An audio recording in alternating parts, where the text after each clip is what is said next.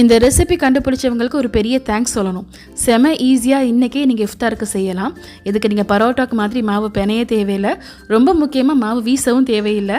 சிம்பிளாக மாவை கரைச்சிட்டு தோசை மாதிரி சுட்டு எடுத்து அதில் சிக்கன் ஸ்டஃபிங்கை வச்சு நம்ம ஷாலோ ஃப்ரை பண்ணி எடுத்தோம்னா சிக்கன் முர்த்தபக் வந்து ரெடி. ரொம்ப ஈஸியாக இருக்கும், அதே சமயம் செம்ம டேஸ்டியாகவும் இருக்கும். இப்போ இது எப்படி செய்கிறதுன்னு பார்க்கலாம். Welcome back to Kayal kitchen. நான் இந்த ரெசிபிக்கு சிக்கன் முர்த்தபக்னு பேர் வச்சுருக்கேன். பட் இன்ஸ்டாவில் பார்த்தீங்கன்னா இதுக்கு சிக்கன் கிரேப்னு சொல்கிறாங்க. பட் சிக்கன் முர்த்தபக் தான் நமக்கு கொஞ்சம் நெருக்கமான பேராக இருக்குது. ஸோ நம்ம அதையே வந்து கண்டினியூ பண்ணிக்கலாம். இதோட டேஸ்ட்டு முர்த்தபக் போலேயே தான் வந்து இருக்கும். பட் முர்த்தபக் பண்ணுறதா இருந்தால் நமக்கு நிறைய வேலை இருக்கும். ஃபஸ்ட்டு மாவை பிணையணும், அப்புறம் மாவை கொஞ்சம் நேரம் ஊற வைக்கணும், அடுத்து மாவை நல்லா மெல்லிஸாக வீசணும். இதுதான் உண்மையிலே கொஞ்சம் கஷ்டமான வேலை கூட. எல்லாருக்கும் மாவை வந்து வீச தெரியாது. பட் இந்த ரெசிபி பண்ணும்போது உங்களுக்கு அந்த கஷ்டமெல்லாம் இருக்கவே செய்யாது. ரொம்ப சிம்பிளாகவே செஞ்சிடலாம். ஸோ இந்த முர்த்தபக் பண்ணுறதுக்கு ஃபர்ஸ்ட் வந்து ஸ்டஃபிங் செஞ்சுக்கணும். நான் ஒரு 1/2 kg அளவுக்கு சிக்கன் போன்லெஸ் வந்து வாங்கியிருக்கேன். சிக்கனை கழுவிட்டு சின்ன சின்ன பீஸாக வந்து கட் பண்ணி வச்சுருக்கேன். இப்போ ஒரு பெரிய பேன் வந்து எடுத்துருக்கேன். அதில் கொஞ்சமாக எண்ணெய் சேர்த்துட்டு நம்ம கட் பண்ணி வச்சுருந்த சிக்கனை அப்படியே வந்து சேர்த்துக்கலாம். இதில் தேவையான அளவுக்கு உப்பையும் சேர்த்து ஒரு முறை நல்லா கலந்து விட்டுறணும். ஒரு சில பேருக்கு இந்த போன்லெஸ் சிக்கன் வந்து அந்த அளவுக்கு பிடிக்காது, ரொம்ப ஒயிட் மீட்டாக இருக்கும். பட் அன்னைக்கு நான் வாங்கியிருந்த சிக்கனில் வந்து லெக் பீஸில் உள்ள சிக்கனை வந்து அப்படியே கலட்டி கொடுத்துருந்தாங்க. இதோட டேஸ்ட் உண்மையிலேயே நல்லா இருந்துச்சு. ஸோ நீங்கள் வந்து அந்த மாதிரி கூட கடையில் வந்து வாங்கிக்கலாம். இப்போ இந்த சிக்கனில் 1 டேபிள் ஸ்பூன் நிறைய இஞ்சி பூண்டு பேஸ்ட் வந்து சேர்த்துக்கிறேன். இந்த இஞ்சி பூண்டு விழுதோட பச்சை வாடை எல்லாமே போகணும். சிக்கனும் வந்து வெந்து வரணும். நம்ம தண்ணி எதுவுமே சேர்க்க தேவையில்லை, சிக்கனே நிறைய தண்ணி விடும். ஸோ நல்லா கலந்து விட்டு மூடி போட்டு ஸ்லோ ஃபயரில் 10 நிமிஷம் வச்சிடலாம். நான் இதுக்கிடையில் இதுக்கு தேவையான வெங்காயம் அப்புறம் கேப்சிகம் இதெல்லாம் நான் கட் பண்ணி எடுத்துக்க போகிறேன். நீங்கள் இந்த மெத்தடில் தான் ஸ்டஃபிங் செய்யணுங்கிற அவசியம் இல்லை. உங்களுக்கு பிடிச்ச மாதிரி கூட நீங்கள் வந்து ஸ்டஃபிங் செஞ்சுக்கலாம். நீங்கள் முர்த்தபக் ஐடியாவில் பண்ணுறதா இருந்தால் அதுக்கு இந்த ஸ்டஃபிங் வந்து செட் ஆகாது. இதில் வந்து கேப்சிகம் அப்புறம் நிறைய சாஸ் எல்லாம் போட்டு செஞ்சுருந்தேன். இதோட டேஸ்ட்டுமே ரொம்ப நல்லா இருந்துச்சு. பட் நம்ம எப்போவும் வந்து இந்த கரம் மசாலாலாம் போட்டு சிக்கன் ஸ்டஃபிங் பண்ணுவோம் இல்லையா, நீங்கள் அந்த மாதிரி கூட வந்து செஞ்சுக்கலாம். அதுவுமே டேஸ்ட் வந்து நல்லா தான் இருக்கும். நான் வெங்காயம் கட் பண்ணுறதுக்குள்ளே சிக்கன் வந்து பாதி அளவுக்கு வெந்துருச்சு. இப்போ நான் கேப்சிகம் வந்து கட் பண்ணி வச்சுக்க போகிறேன். நான் 1/2 kg அளவுக்கு சிக்கன் வாங்கியிருந்தேன். ஸோ 1/2 kg அளவுக்கு நான் வெங்காயம் கட் பண்ணி வச்சுருக்கேன். ஒரு பெரிய கேப்சிகம் வந்து எடுத்திருக்கேன். ரெண்டையுமே ஸ்லைஸாக கட் பண்ணி வச்சுட்டேன். நீங்கள் இதில் உங்களுக்கு பிடிச்ச மாதிரி காய்கறி கூட இன்னும் அதிகமாக சேர்த்துக்கலாம். கார்ன் அப்புறம் கேரட் இதெல்லாம் கூட போட்டுக்கலாம். உங்கள் பிள்ளைங்க சாப்பிடாத காய்கறியெல்லாம் இதில் போட்டுக்கோங்க. இப்போ சிக்கன் சூப்பராக வெந்துருச்சு. நான் தண்ணி எல்லாத்தையுமே நல்லா வற்ற வச்சு எடுத்துக்கிட்டேன். இந்த அளவுக்கு ட்ரை ஆகி வந்த பிறகு நம்ம கட் பண்ணி வச்சிருந்த வெங்காயத்தை சேர்த்துக்கலாம். நான் எப்போவுமே இந்த மாதிரி ஸ்டஃபிங் பண்ணுறதா இருந்தால் சிக்கன் இன்னொரு பிளேட்டுக்கு மாற்றிட்டு அதுக்கு பிறகு வெங்காயத்தை போட்டு வதக்குவேன். பட் நான் இன்றைக்கி அந்த மாதிரி செய்யலை. சிக்கன்லேயே வெங்காயத்தை போட்டு வதக்கியாச்சு. இதுவுமே வந்து வேலை ஈஸியாக தான் இருந்துச்சு. நம்ம சேர்த்த வெங்காயம் பாதி அளவுக்கு நல்லா வதங்கி வந்த பிறகு நம்ம கட் பண்ணி வச்சிருந்த கேப்சிகமும் சேர்த்துக்கலாம். இந்த கேப்சிகம் போட்டு அதையும் நல்லா வதக்கி எடுத்துருங்க. இந்த கேப்சிகம் சேர்த்து வதக்கும் போது இன்னுமே நல்ல மனமாக இருக்கும். நான் இந்த டைமில் இதுக்கு தேவையான மசாலா சேர்த்துக்கிறேன். நான் ஃபர்ஸ்ட் கொஞ்சமாக ஆரிகானோ சேர்த்துக்கிட்டு அப்புறம் சில்லி ஃப்ளேக்ஸ் வந்து போட்டிருக்கேன். உங்ககிட்ட இந்த ஆரிகானோ சில்லி ஃப்ளேக்ஸ் இதெல்லாம் இல்லாட்டி பிரச்சனையே இல்லை. உங்கள் வீட்டில் என்ன மசாலா இருக்கோ அதை மட்டுமே நீங்கள் சேர்த்துக்கலாம். அடுத்து ஒரு 1/2 டீஸ்பூன் மிளகுத்தூள், 1 டீஸ்பூன் சீரகத்தூள், 1/2 டீஸ்பூன் அளவுக்கு மிளகாய் தூள் வந்து சேர்த்துக்கிறேன். இந்த காரம் எல்லாம் நம்ம டேஸ்ட்டுக்கு ஏற்ற மாதிரி தான் சேர்த்துக்கணும். ஸோ மசாலா எல்லாம் சேர்த்து ஒரு முறை நல்லா வதக்கி விட்டுருங்க. இந்த மசாலாவுடைய பச்சை வாடை எல்லாமே போன பிறகு நான் கொஞ்சமாக சோயா சாஸ் அப்புறம் வந்து க்ரீன் சில்லி சாஸ் இது வந்து சேர்த்துக்கிறேன். இந்த சாஸ் உங்ககிட்ட இல்லாட்டி பிரச்சனை இல்லை, ஸ்கிப் பண்ணிடுங்க. நம்ம பேசிக்காக போடக்கூடிய அந்த இஞ்சி பூண்டு பேஸ்ட்டு, கேப்சிகம், மல்லி இலை இதெல்லாம் போட்டாலே போதும். அந்த ஃப்ளேவர் நமக்கு கரெக்டாக வந்துடும். பட் நான் இந்த சாஸ் வந்து சேர்த்தனால நம்ம ஹோட்டலில் சாப்பிட்ற சில்லி சிக்கன் டேஸ்ட்லேயே இருந்துச்சு. லேசான புளிப்பு, காரம், இனிப்புன்னு ரொம்ப சூப்பராக இருந்தது. இந்த சாஸில் வந்து உப்பு இருக்கும். ஸோ தேவைக்கு நான் பார்த்துட்டு உப்பு சேர்த்துக்கிட்டேன். அப்புறம் நான் இதில் வந்து மில்கி மிஸ்டில் வரக்கூடிய க்ரீம் வந்து கொஞ்சமாக சேர்த்துக்கிறேன். இந்த ரெசிபியோட ஒரிஜினல் நேமே க்ரீமி கிரேப் சிக்கன் தான். ஸோ நான் வந்து கொஞ்சமாக க்ரீம் சேர்த்துக்கிட்டேன். இதுவுமே நான் ஃபஸ்ட்டு சொன்ன மாதிரி தான். க்ரீம் நீங்கள் கட்டாயம் சேர்க்கணுங்கிற அவசியம் இல்லை. உங்ககிட்ட என்ன இருக்கோ நீங்கள் அதை வச்சே நீங்கள் ஸ்டஃபிங் வந்து செஞ்சுக்கலாம். ஸோ க்ரீமையும் சேர்த்து நல்லா கலந்து விட்டு ஸ்டவ் ஆஃப் பண்ண பிறகு நிறைய மல்லியெல்லாம் வந்து கட் பண்ணி சேர்த்துக்கிட்டேன். ஒருவேளை நான் சொன்ன மாதிரி இதே மெத்தடில் நீங்கள் ஸ்டஃபிங் பண்ணுறதா இருந்தால் அது நிச்சயமாக ரொம்ப நல்லாயிருக்கும். இந்த ஸ்டஃபிங் வந்து சாப்பிட்றதுக்கு நல்லா புளிப்பாக, காரமாக, இனிப்பாக, க்ரீமியாக செம சூப்பராக இருந்துச்சு. இப்போ ஸ்டஃபிங் வேலை முடிஞ்சது. இந்த ஸ்டஃபிங்கை நல்லா ஆற விட்டுக்கலாம். இது ஆறி வரத்துக்குள்ளே இந்த சிக்கன் கிரேப்புக்கு தேவையான அந்த கிரேப் நம்ம ரெடி பண்ணிக்கலாம். அதுக்கு நான் ஒரு மிக்ஸி ஜார் வந்து எடுத்துருக்கேன். இந்த மிக்ஸியில் சரியாக 1 கப் அளவுக்கு மைதா மாவு சேர்த்துக்கிறேன். நீங்கள் மைதாக்கு பதிலாக கோதுமை கூட யூஸ் பண்ணிக்கலாம். இப்போ இதில் ஒரு நாட்டுக்கோழி முட்டை வந்து உடைச்சி சேர்த்துக்க போகிறேன். நாட்டுக்கோழி முட்டை இல்லாட்டி பரவாயில்லை, கடை முட்டை யூஸ் பண்ணிக்கோங்க. நான் எல்லாத்துக்குமே ஆப்ஷன்ஸ் வந்து கொடுத்துட்டு தான் இருக்கேன். முட்டையை சேர்த்துட்டு நம்ம எந்த கப்பில் மைதா எடுத்தோமோ அதே கப்பில் ஒரு 1/2 கப் அளவுக்கு தண்ணி சேர்த்துக்கிறேன் ஃபர்ஸ்ட்டு.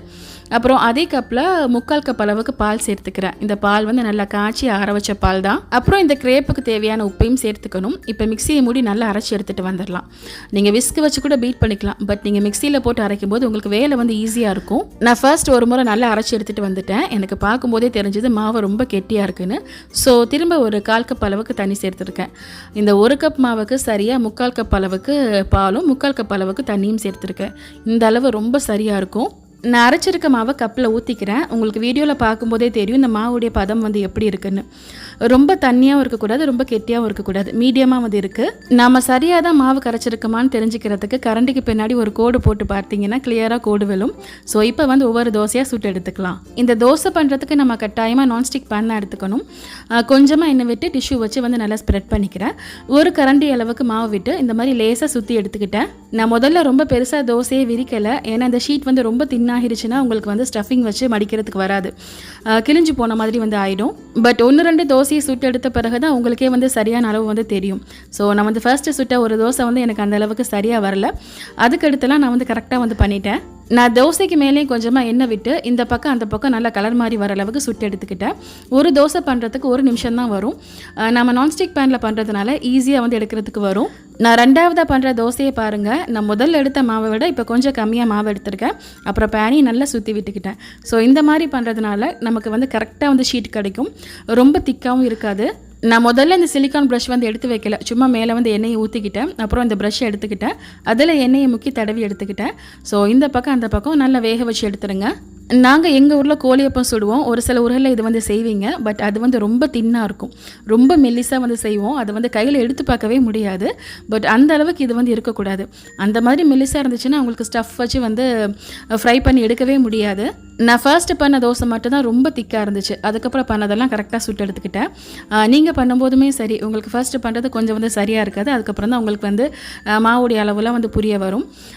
ஸோ வந்து நான் எடுத்திருக்க இந்த 1 கப் மாவுக்கு எனக்கு 8 தோசை வந்து சரியாக கிடச்சிது. ஸோ நான் இந்த தோசை பண்ணுறதுக்கு சொல்லியிருக்க அளவை வந்து மாற்றிக்காதீங்க. 1 கப் மாவுக்கு 3/4 கப் பால், 3/4 கப் தண்ணி, 1 முட்டை வந்து சரியாக இருக்கும். அதில் கரெக்டாக உங்களுக்கு 8 தோசை வந்து கிடைக்கும். இந்த தோசை நல்லா வெந்து லேசாக கலர் மாதிரி வந்து வரும். பார்க்குறதுக்கு சப்பாத்தி போல தான் வந்து இருக்கும். இந்த ஸ்டேஜில் நம்ம வந்து ஸ்டவ்ல இருந்து எடுத்துடணும். நம்ம ரொம்ப ஃப்ரை பண்ணிடக்கூடாது, ஏன்னா நம்ம இதுக்கு பிறகு தான் ஸ்டஃப் பண்ணி வந்து ஃப்ரை பண்ணி எடுத்துக்க போகிறோம். இதை தான் கிரேப்னு சொல்கிறாங்க, பட் நான் ரொம்ப ஈஸியாக தோசைன்னு சொல்லி முடிச்சுக்கிட்டேன். இந்த மாவை தான் ஜாலர் கப்பில் ஊற்றி ஜாலர் அப்பம் வந்து செய்கிறாங்க. எங்கள் சைடில் நாங்கள் இதை கோழி அப்பம்னு சொல்லுவோம். நீங்கள் இந்த கோழி அப்பத்துக்குள்ளே வந்து ஸ்டஃப் பண்ணி ரோல் பண்ணி அப்புறம் பிரெட் க்ரம்ஸில் போட்டு பரட்டி வந்து பொரிச்சிங்கன்னா அது வந்து கோழி அப்பம் ரோல். அந்த ரெசிபியுமே நான் போன வருஷம் வந்து ஷேர் பண்ணி தான் இருக்கேன். நீங்கள் இந்த கிரேப் சிக்கன் பண்ணுறதுக்கு உங்களுக்கு எந்த ஒரு கஷ்டமே வந்து கிடையாது. நீங்கள் ஜாலர் பண்ணுறதா இருந்தால் கூட வந்து ஒவ்வொரு ஜாலராக செஞ்சு அதுக்கப்புறம் ஸ்டஃப் பண்ணி வந்து ஃப்ரை பண்ணி எடுத்துக்கணும். இல்லைனா கோழியப்ப ரோல் பண்ணுறதா இருந்தாலும் பிரெட் க்ரம்ஸில் போட்டு பரட்டி அது ஒரு வேலை வந்து இருக்கும். பட் இதில் வந்து அதெல்லாம் எதுவுமே வந்து கிடையாது. இந்த தோசை வந்து நம்ம மைதாவில் பண்ணுறதால ஒரு மாதிரி வலுவலுன்னு தான் டேஸ்ட் வந்து இருக்கும். ஸோ இதை வந்து பொரிச்சு எடுத்தால் என்ன மாதிரி டேஸ்ட் இருக்குமோன்னு சொல்லி நான் யோசித்தேன். பட் பரோட்டாவை சாப்பிட்ற மாதிரி நல்லா கிறிஸ்பியாக சூப்பராக வந்து இருந்துச்சு. ஸோ இந்த ரெசிபியை நீங்கள் நம்பி ட்ரை பண்ணலாம், சொதப்பவே செய்யாது. இந்த ரெசிபியை கண்டுபிடிச்சவங்களுக்கு ஒரு தேங்க்ஸ் கூட சொல்லிக்கலாம், ஏன்னா அவ்வளோ ஈஸியான ரெசிபி இது. ஸோ இப்போ நான் வந்து ஸ்டஃப் பண்ணிக்க போகிறேன். ஒரு தோசையில் கொஞ்சமாக ஸ்டஃபிங் வச்சுட்டு அதுக்கு பிறகு நான் வந்து ஸ்லைஸ்டு சீஸ் வந்து வச்சுருக்கேன். நீங்கள் மொசரல்லா கூட வந்து யூஸ் பண்ணிக்கலாம். அப்புறம் இந்த தோசையை ஒட்டுறதுக்கு மைதா பேஸ்ட் வந்து ரெடி பண்ணிக்கிட்டேன். ஒரு ஸ்கொயர் ஷேப்பில் பாக்ஸ் மாதிரி மடித்து வச்சுக்கலாம். உங்களுக்கு வீடியோலேயே தெரியும்.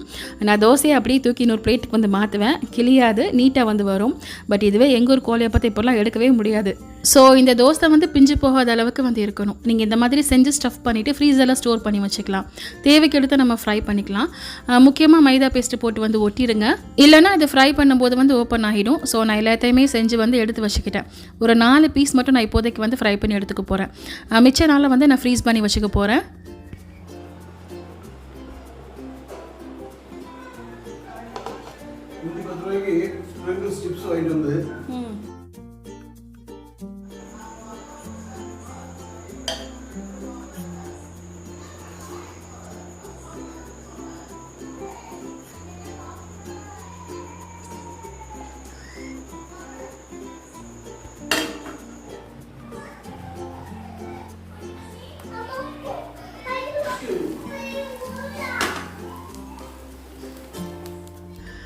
இந்த சிக்கன் முர்த்தபக்கை நம்ம ஷாலோ ஃப்ரை தான் பண்ண போகிறோம். ஸோ அதுக்கு பேனில் கொஞ்சமாக எண்ணெய் சேர்த்துட்டு 2 முர்த்தபக் வந்து ஃப்ரை பண்ண வச்சுருக்கேன். நான் 8 முர்த்தபக் வந்து ஸ்டஃப் பண்ணிவிட்டு போக மீதி இவ்வளோ ஸ்டஃபிங் வந்து இருந்துச்சு. நான் 1.5 கப் அளவுக்கு மாவு எடுத்திருந்தேன்னா எனக்கு ரொம்ப சரியாக இருந்திருக்கும்னு நினைக்கிறேன். மீதி இருக்க ஸ்டஃபிங்கில் இன்னொரு 4 முர்த்தபக் வந்து செய்யலாம். நான் அதை அப்படியே ஃப்ரிட்ஜில் எடுத்து வச்சுக்கிட்டேன். ரோல் ஷீட் வந்து இருக்குது, அதில் ஸ்டஃப் பண்ணி பொரிக்கலாம்னு எடுத்து வச்சுக்கிட்டேன். இந்த சிக்கன் முர்த்தபக்கை நான் திருப்பி போடும்போது பாருங்கள் பரோட்டா மாதிரி நல்லா உப்பி வரும். ஸோ நான் வந்து 2 பக்கம் நல்லா கிறிஸ்பியாக ஃப்ரை பண்ணி எடுத்துக்கிட்டேன். நான் பொரிக்கிறதுக்கு வந்து தேங்காய் எண்ணெய் தான் யூஸ் பண்ணேன். இது ஃப்ரை ஆகிறதுக்கு ரொம்ப டைம் ஒன்றும் எடுக்காது, ஒரு 5 நிமிஷத்தில் வந்து ரெடி ஆயிரும். ஸோ அவ்வளோதான், ரொம்ப ஈஸியான சிக்கன் முர்த்தபக் வந்து நம்ம செஞ்சாச்சு. ஸோ இந்த மெத்தடில் கட்டாயமாக ட்ரை பண்ணி பாருங்கள். இது உள்ளே இருக்க ஸ்டஃபிங்குமே அவ்வளோ நல்லா இருந்துச்சு. நான் உள்ள சீஸ் எல்லாம் வச்சுருந்தேன். ஸோ சாப்பிட்றதுக்கு செமையாக இருந்துச்சு. ஸோ இன்ஷா அல்லாஹ் இஃப்தாருக்கு ட்ரை பண்ணி பாருங்கள். ட்ரை பண்ணி பார்த்துட்டு உங்கள் ஃபீட்பேக் மறக்காமல் கமெண்ட்டில் சொல்லுங்கள். இந்த வீடியோ உங்களுக்கு ரொம்ப பிடிச்சிருக்கும்னு நம்புகிறேன். இந்த வீடியோக்கு மறக்காமல் ஒரு லைக் பண்ணுங்கள், உங்கள் ஃப்ரெண்ட்ஸ் அண்ட் ஃபேமிலிக்கும் ஷேர் பண்ணுங்கள். நீங்கள் இப்போ தான் நம்ம சேனல் வந்து புதுசாக பார்க்குறீங்கன்னா சப்ஸ்கிரைப் பண்ணி வச்சுக்கோங்க. Thank you so much.